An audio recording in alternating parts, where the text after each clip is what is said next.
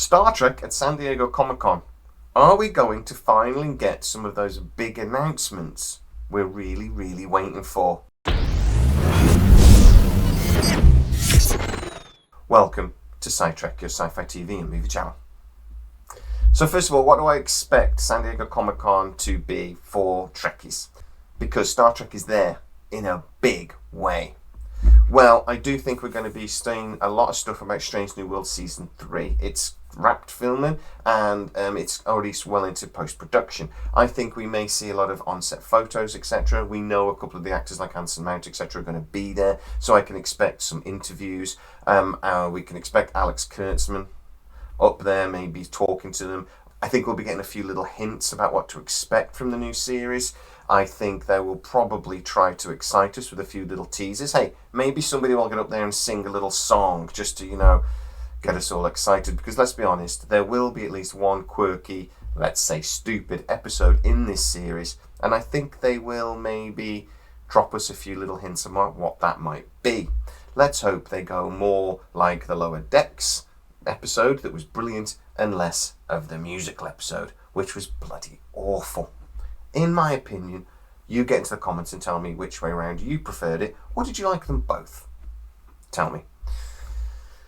So, yes, I think we'll be seeing a lot about Strange New Worlds. I don't think we'll get a trailer. It's way too early for that. I think that'll be more Star Trek Day later in the year, or maybe New York Comic Con. But I think we probably will see a lot of set photos, and we'll get a lot of hints, like I said. Lower Decks. Now we're going into the final season of Lower Decks. God damn it, why does Secret Hideout do this to us? They actually have a good show. We know a couple of the voice actors, Boimler's going to be there, etc.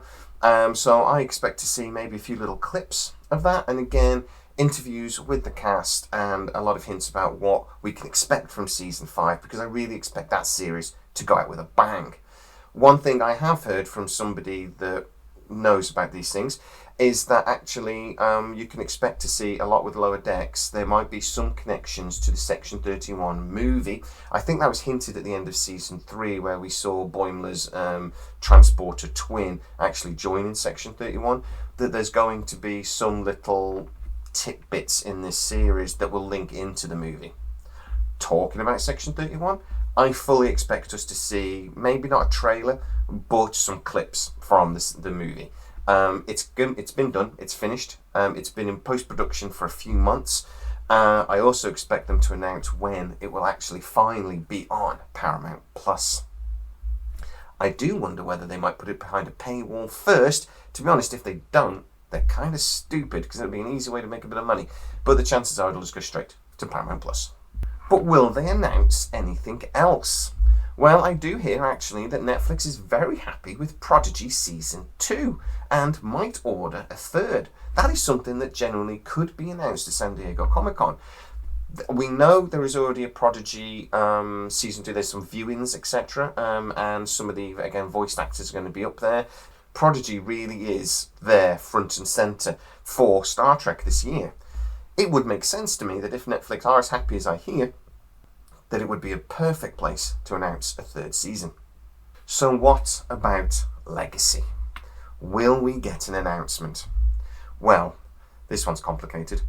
I've always said that it's when, not if, with Star Trek Legacy, that it was always part of the plan. Just like Strange New Worlds was part of the plan when they did Season 2 of Discovery.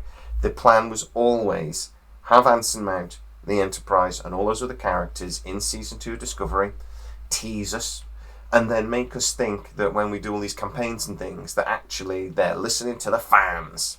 Well, I've always been told that that was exactly the plan with Legacy, that they would do that finale of Picard Season 3. They'd wait a couple of years until the schedule basically worked out, because they've got to get Academy started. I'll come back to Academy in a second.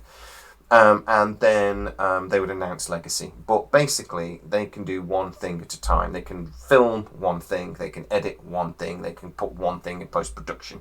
The TV movie's a little bit different to that. But the best laid plans, I think the sale of going through to Skydance does complicate things. Now, Paramount have said that they are to continue business as usual. Sheree Redstone over at National Amusements has said we're going to continue until the Skydance deal goes through. There'll then be a few months of Skydance where they have to get their feet under the table and they have to figure out what they want to do with a few big franchises like Star Trek. Star Trek, though, is produced by Secret Hideout in cooperation with Roddenberry and CBS Studios. So, they produce and own certain elements of what they produce. That means, basically, if Secret Hideout don't get another contract, don't get an extension to their current contract, it doesn't mean that Skydance can just continue to produce Strange New Worlds, etc., or even Legacy. Now, obviously, Paramount owns Star Trek. They own the IP in total. But they don't necessarily own everything that then Secret Hideout do with Star Trek. So certain elements of things like Strange New Worlds are created by Secret Hideout. And therefore, they kind of own elements of it. That basically means that if Paramount, under Skydance, decides not to extend that contract that is up next year, Paramount can't necessarily continue to make Strange New Worlds, or at very least, not exactly in the way it has so far. They may need to do something where they don't reference certain things from earlier seasons because it creates a slightly legal grey area. Now, I am actually hearing that what may happen is that Strange New Worlds will continue and Secret Hideout will continue to produce it, but instead of a Star Trek contract with Secret Hideout, it'll just be a straight up Strange New Worlds contract with Secret Hideout. Continue to produce that for us, and that'll be that. Could they do the same with Legacy? The problem is, I actually think Kurtzman and Secret Hideout are desperate now to announce Legacy, and I think they want to do it this year. I actually think it will happen this year. Kind of like the Star Trek movie, cinema movie that's been announced. That was done without Skydance before the Skydance deal was announced.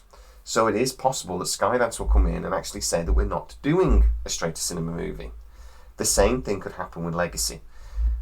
Secret Hideout can basically announce whatever they want at the moment because the contract that they currently have allows them to. But it doesn't necessarily mean they'll ever get to actually produce it. Now, what they could do is announce it, get the fans very excited, and try to basically twist the arm of Skydance.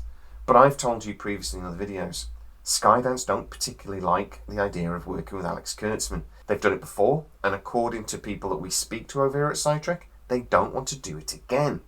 So, that really does put Star Trek in a very precarious and unknown situation. What will Star Trek look like in 2 years if Skydance just decide they don't want to work with Kurtzman? Well, they may have a couple of options. One thing they could do is the Star Trek Studios idea that actually Warner Brothers were planning, where they would just buy Alex Kurtzman out of Secret Hideout and absorb the company in, and then they can continue doing whatever they want with Star Trek, continue to make Strange New Worlds, and so on and so on. There's no conflict of interest there. Or they could terminate the contract, but just contract them for certain shows. That could work. And then basically create other shows with other production companies that would go and be produced side by side. Or they could terminate the contract, stop producing Star Trek, even though I'm told actually that anything in production, under their current agreement, if the contract ends, anything in production has to be honoured. So say they're halfway through making the Picard movie, I'll come back to that in a minute, then the contract would allow that to be continued and basically paid for. It wouldn't just mean that on like June 1st or whatever day it is, they have to stop production, that's it. Apparently there are provisos or whatever in the contract that would allow that to continue, but not necessarily Caesar, just something that's in production at the time. So they might decide to do that. Skydance may decide to just go a completely different direction with Star Trek, and that would make a lot of people quite happy. A lot of people love Kurtzman era Star Trek, but a lot of people actually do want a complete reset of Star Trek and get Star Trek back to something more like The Next Generation. Now, I would argue, actually, Kurtzman has done Next Generation type Star Trek. Lower Decks is obviously that, but also, for me, so is Picard Season 3. I do think Star Trek has been coming back to something that we actually recognise as older Trekkies. But there is a new generation of Trekkies that also will want to be kept happy. So, Skydance has a delicate line to walk. What will they do? I think we're going to find out a lot more through rumours, etc., in the next 12 months or so. So, will Legacy be announced? Probably not. I think they'll hold it on to later in the year, but I think it will still get announced this year. But could they announce something, a big surprise at San Diego Comic-Con? I actually think, if anything, the Picard movie is the most likely. Now, we have heard that there's a script. We have heard that, obviously, as Section 31 wraps up, that they could start producing the Picard movie instead. They do have capacity to do that.